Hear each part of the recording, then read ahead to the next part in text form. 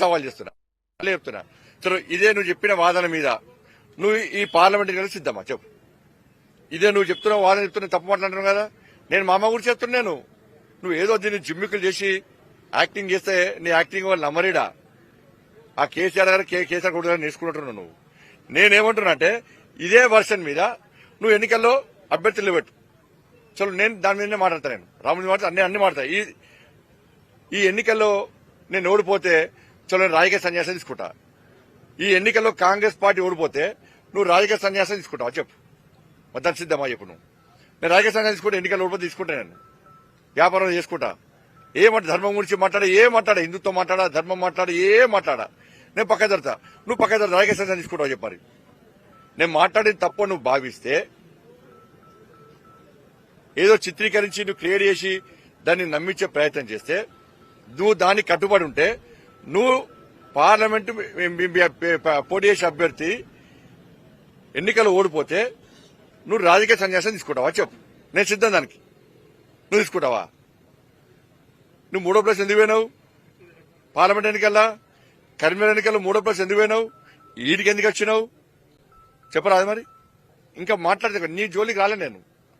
నువ్వంటే ఒక గౌరవం ఉండే, ఒక ప్రేమ ఉండే, కానీ దాన్ని పిరికితనంగా తీసుకుంటున్నట్టు నువ్వు. మేము పిరుకోవడం కాదు. నా మీద 100 కేసులున్నాయి. 2 సార్లు జైలుపోయినా. ఇక్కడ మా కార్యకర్తలు అందరు జైలుపోయారు. అందరి మీద కేసులున్నాయి. మీరు బీఆర్ఎస్ పార్టీ లెక్కనే ఇట్లా అహంకారంతో వ్యవహరిస్తా అంటే ప్రజలు అప్పుడు ఎట్లా తిరగబడతారో త్వరలో తిరగబడతారు.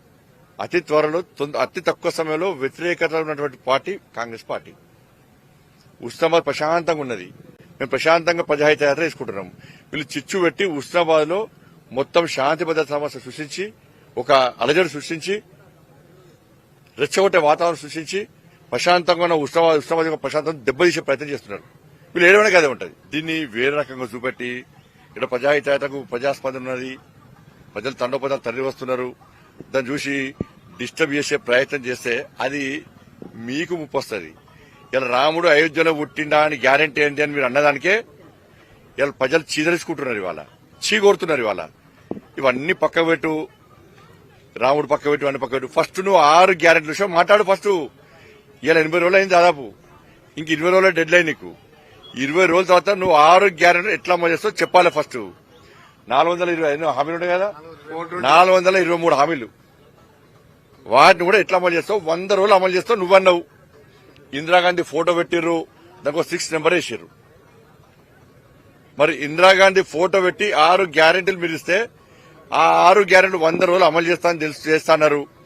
6 గ్యారెంటీ అమలు చేయకుండా ఇందిరాగాంధీని అవమానపరిచేట మీరు. ఇందిరాగాంధీ ఫోటో పెట్టుకున్నారు కాబట్టి ఇందిరాగాంధీ ఫోటో పెట్టి దానికి ఆరేసారు. ఇందిరాగాంధీ గారిని అవమానపరిచేట మీరు. తెలంగాణ రాష్ట్రం అప్పుల పాలన విషయం మీరే చెప్పారు. అయినప్పుడు కూడా అప్పులు తీరుస్తాం, 6 గ్యారెంటీ పక్క 100 రోజులు అమలు చేస్తామన్నారు.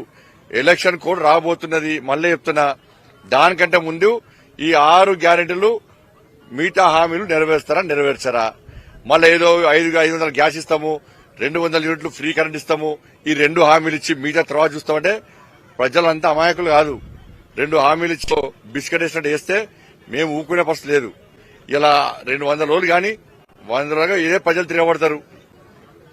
కాబట్టి 6 గ్యారెంటీ గురించి నీ అహంకారము, నీ ఉరుకులాట, ఇవన్నీ కూడా 6 గ్యారెంటీలు అమలు చేసే విషయంలో చూపెట్టు.